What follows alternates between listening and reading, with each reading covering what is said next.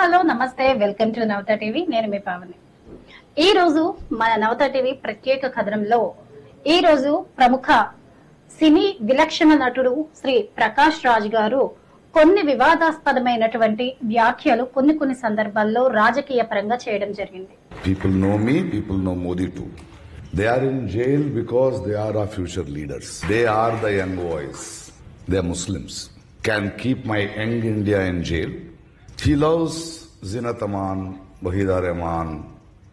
He loves to see them in black and white frames. He loves them, his dream girls. But he fears only Muslims. Don't take me wrong. He loved every one of his heroes. He was consumed by the rumors.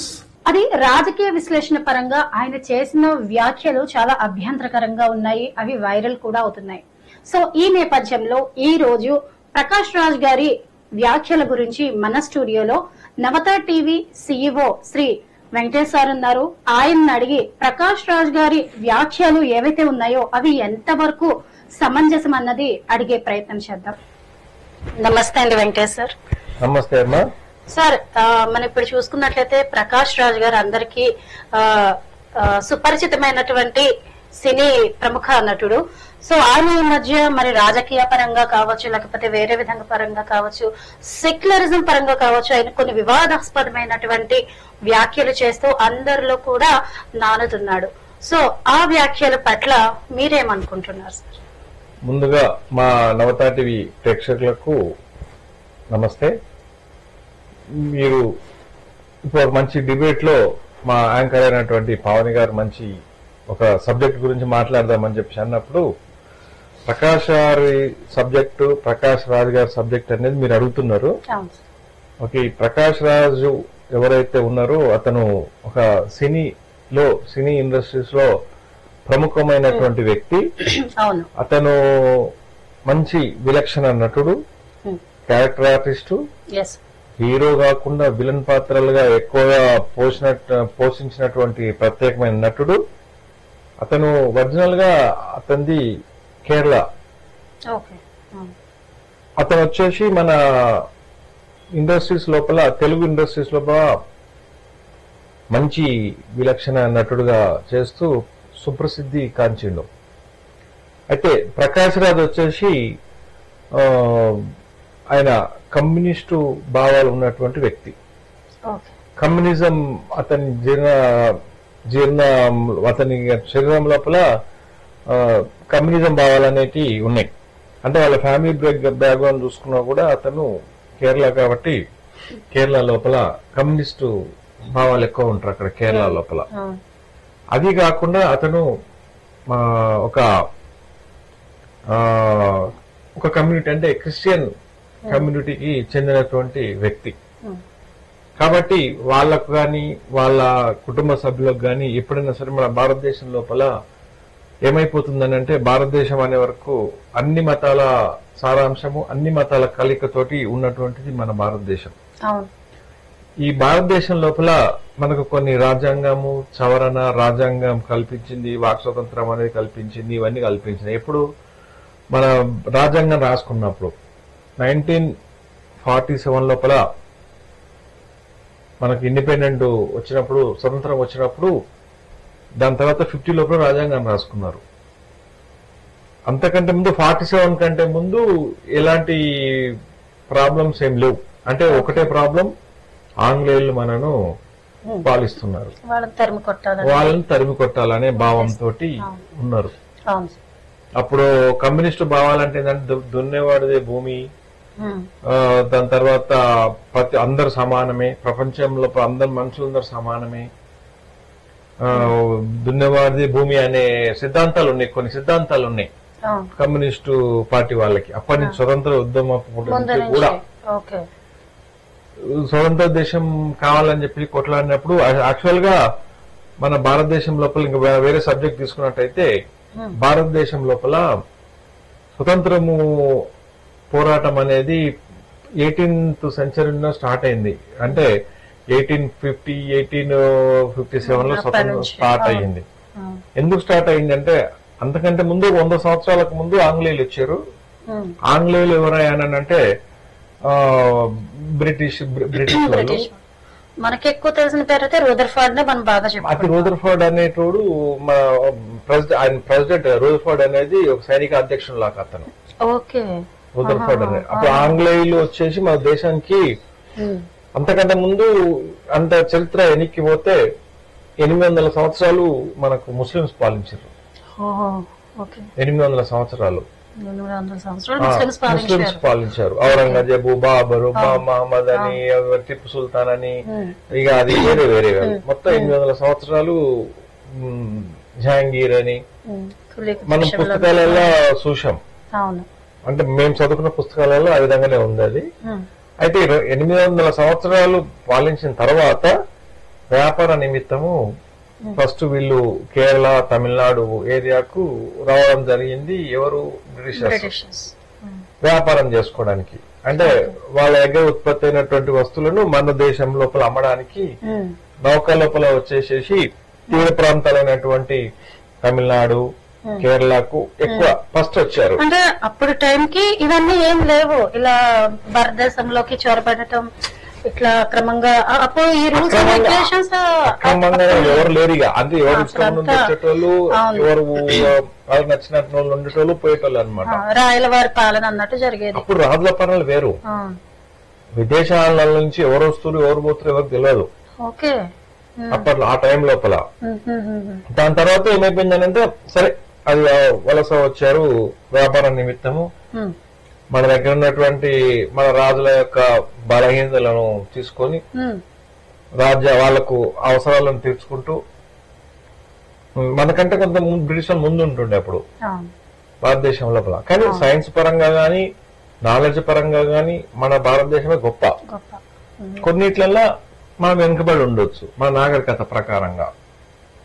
ఆ time లోపల ఏం చేశారంటే Britishers కూడా మన భారతదేశంలో ఉన్నటువంటి వ్యాపారం చేసుకుంటూ పల్లెటూళ్ళ వరకు ఊర్లో పటేళ్లు, పటువారీలు వ్యవస్థ, రాజుల వ్యవస్థ ఉంటుండే. అప్పుడు ముస్లింస్ ఎక్కువ పాలిస్టులు కదా, మనకు భయం గుప్పెట్లోనే ఉండేవాళ్ళు అనమాట. ఆ టైం లోపల బ్రిటిష్ వాళ్ళు వచ్చేసి బ్రిటిష్ వాళ్ళు మన దేశాన్ని పాలించినప్పుడు అప్పుడు కమ్యూనిస్టులు ఏర్పడ్డారు. అప్పుడు ఏర్పడ్డారు కమ్యూనిస్టు. ఓకే. అంటే కమ్యూనిస్టులు ఏంది అంటే వాస్తవంగా ఊర్లలో జరిగే అన్యాయాలను ఎదిరించడానికి వచ్చినటువంటి ఒక సమూహంగా ఏర్పడ్డారు అన్నమాట. అది కమ్యూనిస్టులు.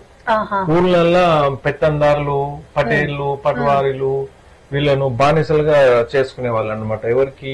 తక్కువ నిమ్న జాతి వాళ్ళను, తక్కువ జాతి వాళ్ళను.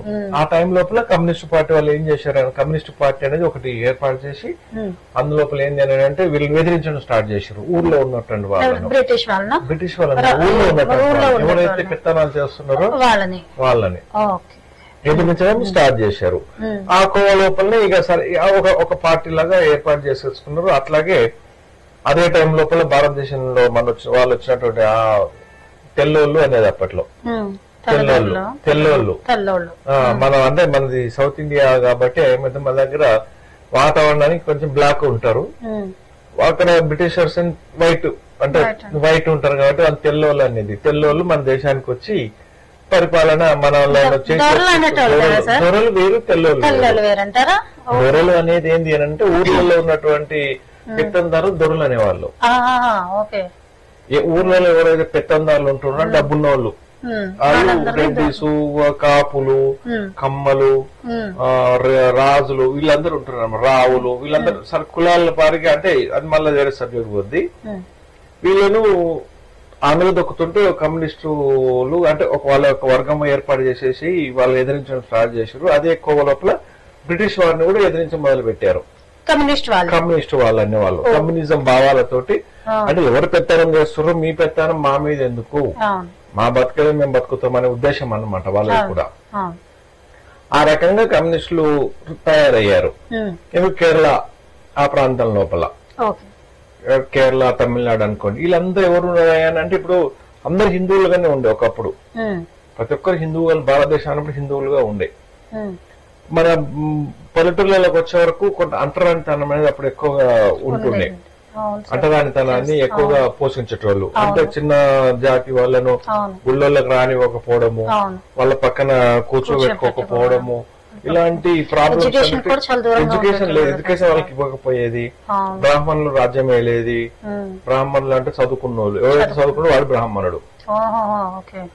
రాజ్యం వేయలేది. అట్లాంటి టైం లోపల కమ్యూనిస్టులు ఏర్పడి కమ్యూనిస్ట్ వాళ్ళ భావాలతోటి ఎదిరించడం మొదలు పెట్టిర్రు. అదే భావాలు ఎదిరించేటువంటి భావాలు ఉన్నటువంటి కుటుంబం నేపథ్యంలో వచ్చినటువంటి వాళ్ళే మన ప్రకాష్ రాజు. ఓకే. ఇప్పుడు ఎదిరించడం మొదలు పెట్టినప్పుడు అక్కడ ఏం జరిగిందంటే బ్రిటిషర్స్ క్రిస్టియన్స్ వాళ్ళు, అవును. క్రిస్టియానిటీకి సంబంధించిన బ్రిటిషర్స్ అవును. మన దగ్గర హిందూ మతంలో ఉంటుండే. అవును. వీళ్ళందరూ ఏం చేసేవాళ్ళంటే జాతి భేదాలతోటి ఆ విధంగా చేస్తుంటే అక్కడ ఉన్న వాళ్ళు ఏం చేశారు, మీకు అంటే హిందువుల దేవుడిని అంటే ఒకరిని వెలగొట్టుంటే ఇంకొక దగ్గర తీసుకోవడం అన్నమాట. ఓహో, ఓకే. మన దగ్గర వాళ్ళందరినీ మీరు తక్కువ జాతులు దూరం జరగండి అని కొన్ని వర్గాలు ఉంటుండే. వాళ్ళు ఏం చేశారంటే మీరు వాళ్ళు మేము పక్క జరగమన్నారు కదా, మా దగ్గరికి రండి, మా దగ్గర కూర్చోండి అని చెప్పేసి బ్రిటిషర్స్ ఈ ఉన్నటువంటి ఊర్లో ఉన్నటువంటి వాళ్ళను వాళ్ళ దగ్గర తీసుకోవడము, మన దగ్గర అప్పుడు గుళ్ళకు రానివ్వకపోవడము, ఆ టైం లోపల మేము మా దగ్గర రండి, మా దేవుని మీరు కొలవండి, అలాగే కన్వర్ట్ చేసుకుంటారు అనమాట. కన్వర్ట్ చేసుకుని వాళ్ళు క్రిస్టియన్స్ గా మారిరు. వాళ్ళు పుట్టుకము మన హిందూసే అంటారు, ఆ పుట్టుక మారిండు. అదే నేపథ్యంతో ఉన్నటువంటి ప్రకాష్ రాజు. ఆ టైం లోపల మన స్వతంత్ర పోరాటం అయిందనుకో అన్ని అయిపోయింది. సార్ ఇప్పుడు ఇంకొకటి స్వతంత్ర పోరాటం అంటే మనకు ఒక సబ్జెక్ట్ ప్రకారం అంటే భారతదేశం ఇప్పుడు బ్రిటిష్ వాళ్ళ హయాంలో ఉన్నప్పుడు మనం బ్రిటిష్ వాళ్ళని మాత్రమే తరిమి కొట్టడానికి మీరు చెప్పింది బాగుంది. కానీ తరిమి కొట్టక భారతదేశం ఒకటి అని అన్నప్పుడు ఈ రాష్ట్రాల విభజన దేశాల విభజన ఎలా వచ్చింది సార్? అప్పుడు రాజులు ఉంటుండే, రాజుల కాలమే ఉంటుండే. బ్రిటిష్ వారిని తరమాలి అని అనుకున్నప్పుడు రాజులు మన ఉయ్యాలవారి నరసింహారెడ్డి అనుకోండి, అల్లూరు సీతారామరాజు అనుకోండి, వీళ్ళందరూ ఆ టైం లోపల బ్రిటిష్ వారితో పోట్లాడిర్రు.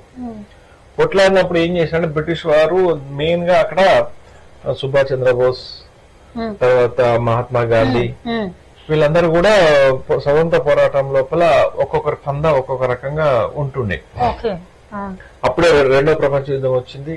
రెండో ప్రపంచ యుద్ధం లోపల మొదటి ప్రపంచ యుద్ధం అంటే అక్కడ బ్రిటిషర్స్ వేరే కంట్రీలో ఏలుతుండే వాళ్ళు.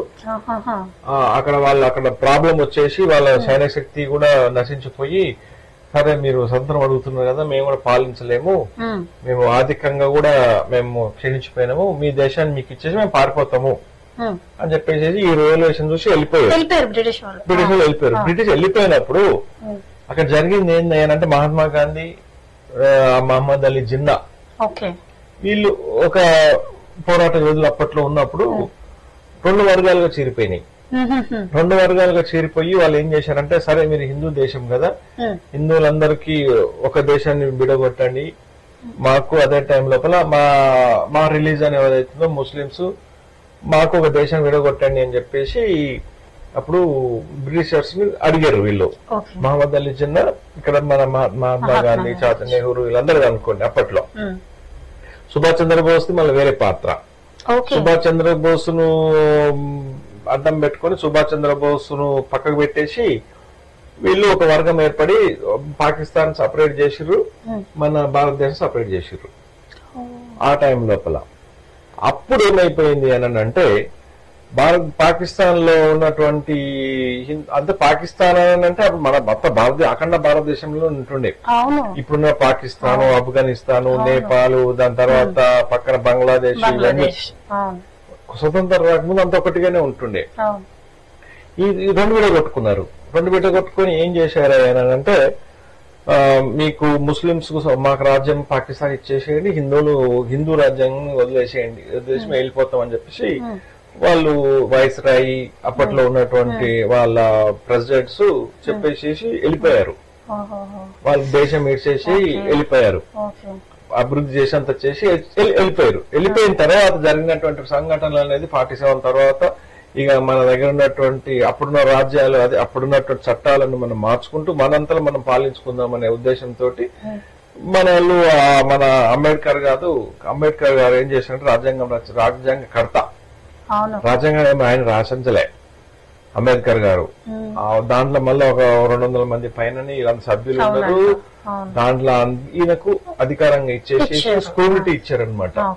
ఇతను మంచి చదువుకున్న మేధావి కాబట్టి ఎక్కడ దేశాలు తిరిగి అప్పుడున్నటువంటి అక్కడ ఉన్నటువంటి స్వతంత్ర సమర యోధులు, మంచి మంచి ఎడ్యుకేటర్స్ మన భారతదేశం ఏ విధంగా ఉండాలి, ఎట్లుండాలి, మన మౌలిక సదుపాయాలు ఎట్లుండాలి, మన ప్రజల జీవన విధానం ఎట్లుండాలి,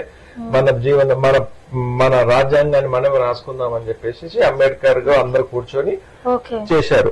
ఇప్పుడు 1940 స్వతంత్రం ఇచ్చేసి వెళ్ళిపోయినప్పుడు ఆల్రెడీ డైరెక్ట్ అయిపోయింది, పాకిస్తాన్ సపరేట్ అయిపోయింది, భారతదేశం సపరేట్ అయిపోయింది. అప్పటి అయిపోయింది. అయితే 47 స్వతంత్రం ఇచ్చిన తర్వాత 50లో రాజ్యాంగం అమలు చేశారు. స్వతంత్రం ఇచ్చి వెళ్ళిపోయినారు వాళ్ళు. మళ్ళీ ఒక రాజ్యాంగం ఉండాలి కదా, ఒక పాలన ఉండాలి కదా ప్రజలనే మీద. మనది స్వతంత్ర భారతదేశంగా అవతరించేసి ప్రజల పాలనకు వచ్చేసింది.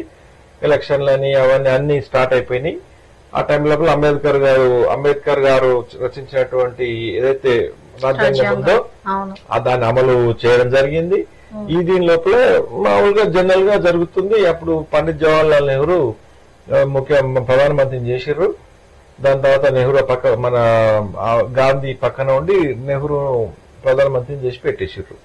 దాని తర్వాత జరుగుతుంది అక్కడ మహమ్మద్ అలీ జిన్నానేమో పాకిస్తాన్ కి వాళ్ళ రాజ్యాంగాలు వాళ్ళు రచించుకున్నారు, వాళ్ళ చట్టాలు వాళ్ళు పెట్టుకున్నారు. మన చట్టాలు మనము మన దగ్గర సపరేట్ చేసుకున్నాం మనం. అయితే ఆ టైం లోపల నెహ్రూ పాలన అయిపోయింది అనుకోండి. దాంతో ఇందిరాగాంధీ వచ్చింది. ఇందిరాగాంధీ 1976 లోపల ఇక్కడ ఏమైపోయింది అని అంటే ఆ టైంలో విడిపోయినప్పుడు చిన్న ఒక సంఘటన జరిగింది.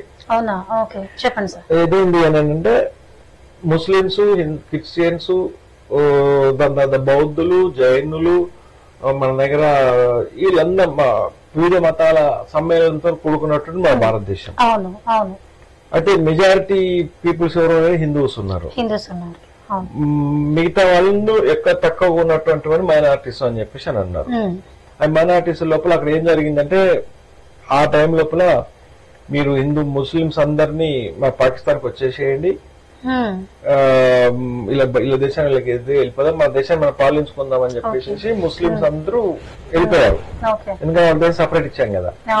కొంతమంది ఏం చేశారనంటే ఇక్కడే ఉండిపోయారు. ఇష్టం మాకు పాకిస్తాన్ ఇష్టం లేదు మాకు రావడానికి, మేము ఇక్కడనే ఉంటాము, భారతదేశం మాకు నచ్చింది, మేము వీళ్ళతో కలిసిపోతాము అని చెప్పేసి వాళ్ళకి చెప్పేసి వాళ్ళు ఇక్కడ ఉండిపోయారు. ఉండిపోయినటువంటి వాళ్ళు అందరు ఇంకా అన్ని మతాల సమ్మేళనం అయిపోయింది. క్రిస్టియన్స్ ఉన్నారు, ముస్లింస్ ఉన్నారు, జైనులు ఉన్నారు, బౌద్ధులు, ఇంకా వేరే వేరే మతాలు అందరు ఉన్నారు. దాంట్లో హిందువులు ఉన్నారు. హిందువులు మెజారిటీ అయిపోయారు. వాళ్ళందరూ తక్కువ అయిపోయారు అంటే తక్కువ మంది ఉన్నారు కాబట్టి మైనారిటీస్ అని చెప్పేసి పేరు పెట్టారు. మైనారిటీస్ అని పేరు పెట్టినప్పుడు అప్పుడు దాని తర్వాత జరుగుతూ ఉంది. 1976 లోపల ఇందిరాగాంధీ ఒక చట్టంలో ఒకటి సెక్యులరిజం అనేది ఒక పదం తీసుకొచ్చింది. సార్ ఇప్పుడు మీరు సెక్యులరిజం అన్నారు కదా, ఈ సెక్యులరిజం ఎప్పుడు ఏర్పడింది, దీని విధి విధానాలు ఏంటి, దీని యొక్క సిద్ధాంతాలు ఏంటి సార్? ఓకే, అది సిద్ధాంతాలు ఏంటిదనంటే ఇందిరాగాంధీ 1976 లోపల ఎమర్జెన్సీని విధించింది. ఎమర్జెన్సీ అంటే ఏంది అని అంటే ఆ టైం లోపల దేశం లోపల అల్లకల్లోలం జరిగింది. అంటే ఈమె చేసేటువంటి పనులకు రివర్స్ గా జనాలు తిరగబడ్డారు అనమాట ఇందిరాగాంధీ అమలు చేస్తున్నటువంటి విధానాలను. ఆ టైం లోపల ఏమైంది అని అంటే ఆమె ఎమర్జెన్సీ తీసుకొచ్చింది. ఎమర్జెన్సీ అంటే ఏంది అంటే పాలన అనేది ఏముండదు, ఓన్లీ ఆఫీసర్స్ పాలనే ఉంటది అప్పుడు. అది ఓకే, ఎమ్మెల్యేలు, ఎంఏలు, ఎంపీలు ఇలాంటి వాళ్ళు ఎవ్వరు ఉంటారు అనమాట. ఎమర్జెన్సీ అంటే సైనిక పాలన లాగా ఉంటది అనమాట. అది ఆ 76 లో జరిగింది అనమాట. అది అంటే అనగదొక్కిండ్రు ఆమె, ఎవరి వరకు అనగదొక్కిచ్చేసేసింది. ఆ టైం లోపల ఆమె దిగిపోయింది, ఎవరు లేరు, అన్నదొక్కేసేసింది అనమాట. ఆ టైం లోపలే ఏం చేసింది అని అంటే సెక్యులర్ అనే పదాన్ని జోడించిండ్రు రాజ్యాంగం లోపల. ఈ సెక్యులర్ అనే పదం ఏంది అని అంటే ఇప్పుడు ఉన్నటువంటి వారు ఈ దేశం విడిచిపోవద్దు, అవసరం లేదు, అందరు ఉన్నట్టు అందరు ఇక్కడ ఈ దేశంలోనే ఉండాలి, ఉండొచ్చు ఎవరు ఈ దేశంలో ఉన్న వాళ్ళందరికీ పౌర హక్కులు ఉన్నాయి, పౌరసత్వం అనేది ఉంటుంది. ఒక మతాన్ని ఒక మతం అనేది గౌరవించుకోవాలి, మీరు కొట్లాడుకోవద్దు, అందరిని గౌరవిద్దాము అని చెప్పేసి ముస్లింస్ కు కొన్ని అధికారాలు ఇచ్చేసి హిందువులను అణగదొక్కే ప్రయత్నము చేసుకుంటూ అందరికి గౌరవం ఇవ్వాలి అనే ఆలోచన సెక్యులర్ అనే పదాన్ని జోడించింది అనమాట ఇందిరాగాంధీ. దాని లోపల అంటే వాళ్ళకి స్వతంత్రం ఇచ్చింది, అన్ని ఇచ్చింది, కానీ అన్ని మతాలు సమానమే, అన్ని మతాల వాళ్ళు ఇక్కడ ఉండొచ్చు అని చెప్పేసి ఒక చట్టాన్ని అమలు చేసింది అనమాట, రాజ్యాంగంలో తీసుకొచ్చింది. అప్పటి నుంచి సెక్యులర్స్ అయిపోయారు. సెక్యులర్స్ అంటే ఎవరు అని అంటే తక్కువ ఉన్నటువంటి మతస్థులు, అంటే వాళ్ళ యొక్క జనాభా తక్కువ ఉంటది, వాళ్ళు సెక్యులర్స్. మతపరంగా తీసుకున్నట్టయితే ఇట్లా ఈ విధంగా సెక్యులరిజం చేసింది. ఆ టైప్ కు చెందినటువంటి వాడు మన ప్రకాష్ రాజ్ గారు. ఇప్పుడు మనం కరెక్ట్ మ్యాటర్ లోకి వచ్చాం. ప్రకాష్ రాజ్ గారు అంటే ప్రకాష్ రాజ్ గారు ఏం చేయాలంటే అందరు ఒకటే, అన్ని భావాలు ఒకటే, ఎవరైనా దేశంలో ఉండొచ్చు, ఎవరిని కూడా పొమ్మనే అధికారం లేదు. అంటే ఒక వర్గానికి ఇన్స్పిరేషన్ ఇస్తూ మాట్లాడతారు, ఒక వర్గానికి సపోర్ట్ చేస్తూ మాట్లాడతారు. అదే ఆ విషయంలో మీరు ఏమని తెలుసు? ఎందుకంటే ఆయన ఇక్కడ ఉంటూ ఇక్కడ ప్రోగ్రామ్స్ చూసుకుంటూ ఇక్కడ అన్ని చేసుకుంటున్నాడు కదా, ఆయన ముస్లింస్ కి ఎక్కువ శాతం ముస్లింస్ కి ఆయన మద్దతు ఇస్తూ మాట్లాడుతున్నాడు. అంటే ఆయన కమ్యూనిస్ట్ భావాలంటే అంతే అనమాట. కమ్యూనిస్టులు ఎప్పుడైనా సరే ఏం చేస్తారంటే పక్క దేశపోనికి సలహా ఇస్తారనమాట. మన దేశం ఏమైనా పోయినా సరే, అంటే మన దేశంలో ఉంటూ మన దేశం తిండి తింటూ మన దేశంలో బతుక్కుంటూ ఇవన్నీ భావాలు అనేవి వేరే దేశాలకు అంటే చైనా అనుకో, చైనాకు మద్దతు ఇస్తుంది.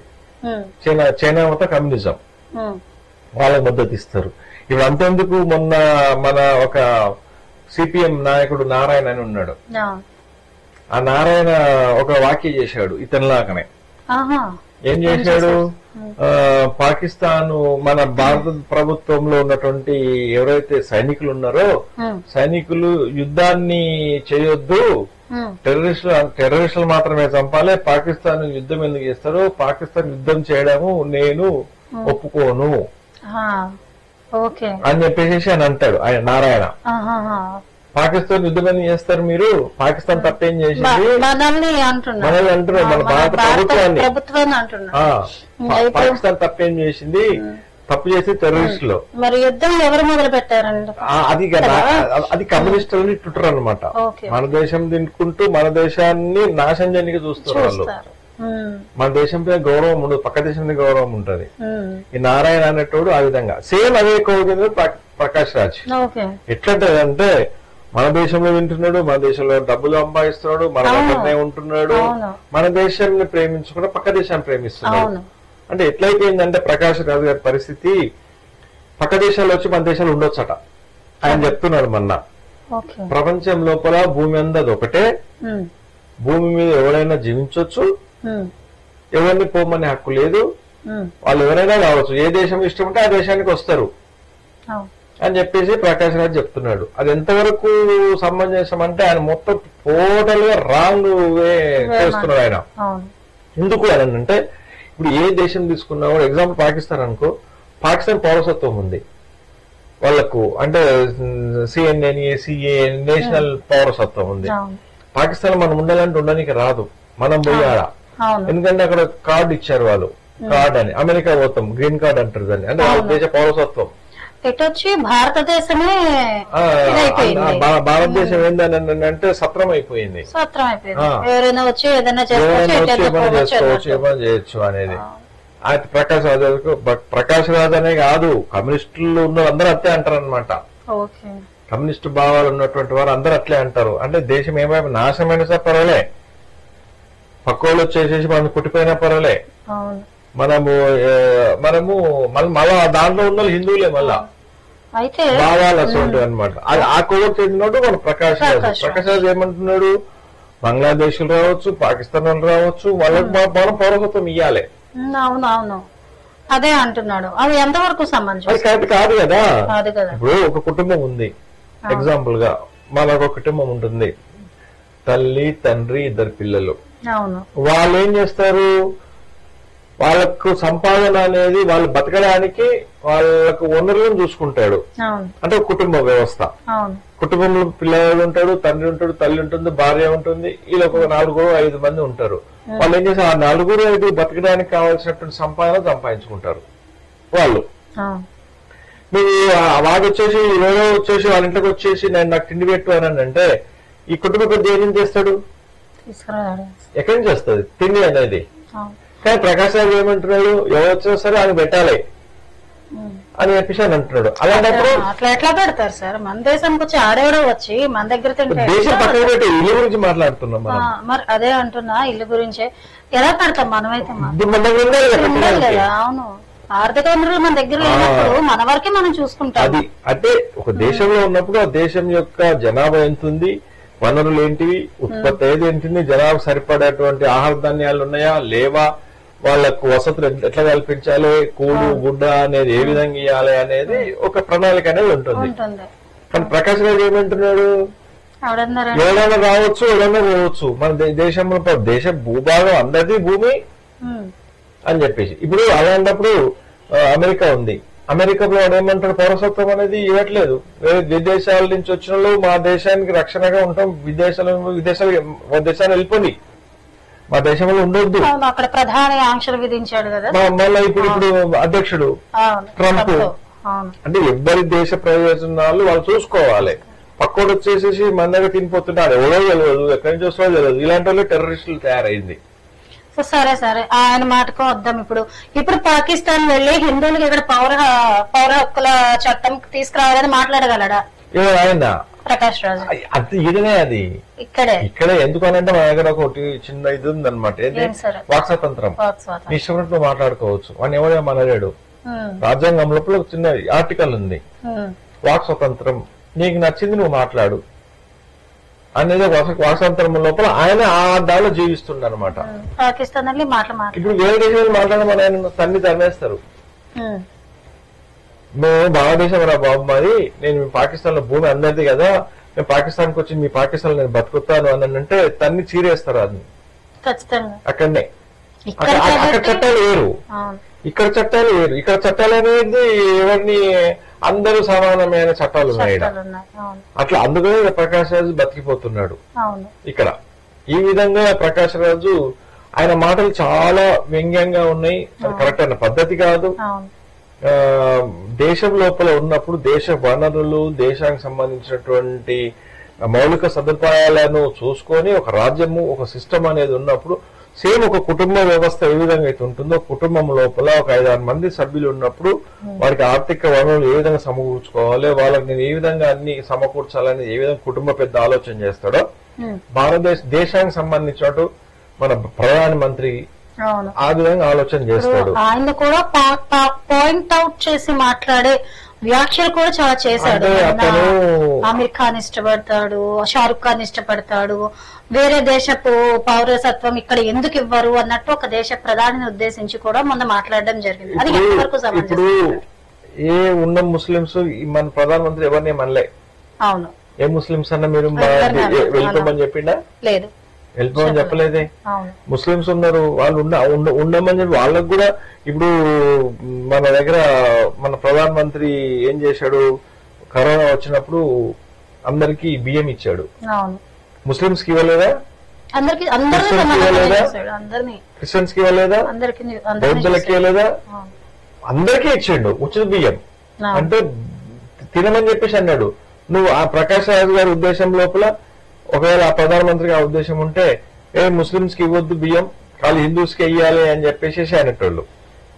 ఇప్పుడు ఇక్కడ నీకు ఇల్లు ఇచ్చాడు, ఎక్కువ మెయిన్ యూపీ ఉంది, ముస్లింస్ ఎక్కువ ఉంటారు అక్కడ ఉత్తరప్రదేశ్ లోపల. యోగి ఆదిత్యనాథ్ ముఖ్యమంత్రిగా ఉన్నాడు ఆయన. అంతకంటే ముందు అఖిలేష్ యాదవ్, లాలూ ప్రసాద్ యాదవ్ వీళ్ళందరూ ఉన్నారు. వీళ్ళందరూ ఏం చేశారు, ఒక వర్గానికి సపోర్ట్ చేసుకుంటూ పనిచేశారు. ఇప్పుడు యోగి వచ్చాడు, ఆ యోగి ఏమన్నా నేను ముస్లింస్ కి మేము ఇయ్యం అని చెప్పేసి వాళ్ళు చేశారు. అట్లా లాలూ ప్రసాద్ యాదవ్ గారు వీళ్ళు ఒక వర్గానికి ఎక్కువ సపోర్ట్ ఇచ్చుకుంటూ ఒక వర్గాన్ని అనగదొక్కిర్రు, సపోర్ట్ ఆపరేట్ చేసిర్రు. యోగి ఏం చేశాడు, అందరు సమానంగా చూస్తున్నాడు, అందరిని పెట్టుకుంటున్నాడు, తప్పు చేసినా శిక్షిస్తున్నాడు. హిందూ ధర్మంలో ఉండేటటువంటి నీతి నిజాయితీ అదే కదా. అదే ఇప్పుడు హిందీలో మన అందరం ఏం చేస్తాము, అందరం పిల్లలమనే అన్నట్టుగా అందరం సమానమైన చూస్తాం మనం. చూస్తున్నారు. కానీ అక్కడ వేరే వర్గం వాళ్ళు అట్లా చూడరు అనమాట. మేమే గొప్ప, మా మతమే గొప్ప, మేము లేని మీరు లేరు, మేము మీరు మా కింద బానిసలు అన్నట్టుగా వేరే మతస్థులు మాట్లాడతారు. ఖచ్చితంగా సార్. అదే మన ప్రధానమంత్రి మోడీ గారు ఏ రోజు కూడా ముస్లింస్ మీరు వెళ్ళిపోయి పాకిస్తాన్ కి అనలే. మన భారత పౌరసత్వం తీసుకోమంటున్నాడు. మీరున్నారు కదా, మీకు పూర్వీకులందరూ హిందువులే కాబట్టి మీరు పౌరసత్వం తీసుకోండి, మన దగ్గర ఉన్న బయట వాళ్ళని రానివ్వకండి అంతే అంటున్నాడు తప్ప. ఎందుకనంటే ఇప్పుడు మన భారతదేశం అనేది చాలా పెద్ద దేశం. దగ్గర ఒక 150 కోట్ల మంది జనాభా ఉన్నారు. మనకు స్వతంత్రం రాకముందు ఎంతమంది జనాభా ఉన్నారు? 1 కోటి లోపలే ఉన్నారు, 100 కోట్ల లోపల ఉన్నారు. ఇప్పుడు ప్రపంచం 2వ స్థానానికి ఎదిగింది. ఫస్ట్ చైనా ఉంది, తర్వాత మనది ఉంది. మనం ప్రొటెక్షన్ దృష్ట్యా మనం కూడా చూసుకున్నట్లయితే సార్, ఇప్పుడు ఉన్న అంటే వేరే దేశం నుంచి వచ్చిన వాళ్ళు కూడా మత కల్లోలాలు కూడా సృష్టించిన వాళ్ళు చాలా మంది ఉన్నారు. మరి ఆ ఉద్దేశంగా కూడా ఆయన ఆలోచించుకొని మాట్లాడాలి కదా. ఎవరు? ఈ ప్రకాష్ రాజ్. ఆయనకి అవన్నీ లేవుగా. అదే భూమి అందరిది, ఎవరన్నా ఏదన్నా బతకొచ్చు, అంతే చేస్తున్నా అంతే. ఈ విధంగా ప్రకాష్ రాజ్ గారు ఉన్నటువంటి మాటలకు కాంట్రవర్సీ మాటలు అన్నమాట. ఆ విధంగా ప్రకాష్ గారి యొక్క మాటలను మనము ఏకీభవించొద్దు. ప్రకాష్ గారి యొక్క మాటలను అపోజ్ చేయాల్సిందే. మన దేశం మనది, మన దేశ ప్రజలు మన వాళ్ళు, నువ్వు ముస్లింస్ అందరూ ఉన్నారు. అందరిని ఎవరు కూడా మీకు మేము పొమ్మని బయట దేశం నుంచి వచ్చే వాళ్ళని అరికట్టవాలంటున్నాం మనం. మన ప్రకాష్ రాజ్ ఏం చెప్తున్నాడు, ఎవరైనా రావచ్చు అంటున్నాడు. కానీ చాలా తప్పు. అసలు ఆయన తెలిసి మాట్లాడుతున్నాడో తెలియక మాట్లాడుతున్నాడో మరి. ఇక ఆయన ఒక పెద్ద గొప్ప వక్త ఏంటంటే ఇంగ్లీష్ అనర్గళంగా మాట్లాడతాడు ఆయన. ఇక నా అంత మీద ఎవరు లేరు అన్నట్టుగా ఇంగ్లీష్ లో మాట్లాడతాడు, డిబేట్లలో ఇస్తాడు, రకరకాల ఇప్పుడు వైరల్ అవుతున్నాయి అనమాట. ఎన్డీటీవీలో పెద్ద పెద్ద డిబేట్లలో కూడా అతనికి హిందూస్ అంటే పడదు. మెయిన్ అది మన ఒక వర్గానికి ఇన్స్పిరేషన్ ఇస్తూ ఆయన ఒక మతానికి సపోర్ట్ ఇస్తూ జైలుకి వెళ్ళిన వాడి గురించి సపోర్ట్ ఇస్తూ ఢిల్లీ వెళ్లి మాట్లాడాడు. ఆ మాటల్లో భాగంగానే ఈ వ్యంగ్యమైనటువంటి మాటలు అనేటువంటివి మనకు వచ్చాయి. ఉమద్ ఖాన్ గురించి ఆయన ఏంటంటే ఆయన ఏంటంటే ముస్లింస్ కి ఇక్కడ బయట దేశం నుంచి వచ్చేటటువంటి ఓన్లీ ముస్లింస్ కి మతపరమైన పౌరసత్వం కావాలి అని దాని గురించి అని చెప్పి ఆయన అరెస్ట్ చేశారు. మతపరమైన కాదు, అదే పౌరసత్వం కావాలి. పౌరసత్వం అంటే ఈ దేశంలో ఉండే హక్కు మాకు కల్పించాలి అని చెప్పి కొట్లాడుతుంది. ఎక్కడ దేశం నుంచైనా వస్తాం మేము, మా ప్రజలు ఎక్కడి నుంచైనా వస్తారు, సిటిజన్షిప్ కావాలని కొట్లాడుతున్నాడు ఆయన. ఇట్లా కావద్దు అని చెప్పేసి అతను తీసుకుపోయి లోపల వేశారు. ఇక ఆయన గురించి నా మాట్లాడుతారు. అంటే అది పరిస్థితి. అంటే ఈయన పక్క వాళ్ళ గురించి మాట్లాడుతున్నారు, పక్క దేశంలో ప్రేమ ఎక్కువ ఈయనకి, అట్లా అంతే. ఈ విధంగా ప్రకాష్ రాజ్ యొక్క విషయము జరుగుతుంది. ఫైనల్ గా ప్రకాష్ రాజ్ కి మీరు ఎలాంటి స్వీట్ వార్నింగ్ ఇద్దాం అనుకుంటున్నారు? వార్నింగ్ ఏం లేదు. మీరు మన భారతదేశం గురించి మాట్లాడాలి, భారతదేశం విలువల గురించి మాట్లాడాలి, భారతదేశంలో ప్రజలు ఏ విధంగా రక్షించుకోవాలని మాట్లాడాలి. కానీ బయట దేశాల వాళ్ళ మీద మనము ప్రేమ పెంచుకోవద్దు, ప్రేమ చూపించే అవసరం లేదు. వాడు ఏ దేశంలో ఉన్నాడో ఆ దేశంలో ఉన్నాడు, ఏ దేశంలో ఉన్నాడో ఆ దేశంలో ఉండాలి, ఆ దేశాన్ని ప్రేమించాలి. ఎవరైతే ఏ దేశాన్ని ప్రేమిస్తున్నాడో వాడు దేశభక్తుడు, దేశంలో ఉండడానికి అర్హులు. ప్రకాష్ రాజు కావాలనుకుంటే పక్క దేశం మీద ప్రేమ ఉంటే అక్కడ బతకొచ్చు ఆయన.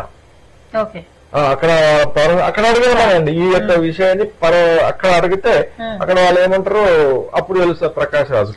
ఇప్పుడు ఈడ ఏమైనా మాట్లాడవచ్చు. ఇది ఇప్పుడు ప్రకాష్ రాజు గారి యొక్క కాంట్రవర్సీ మాటలకు మా యొక్క వివరణ.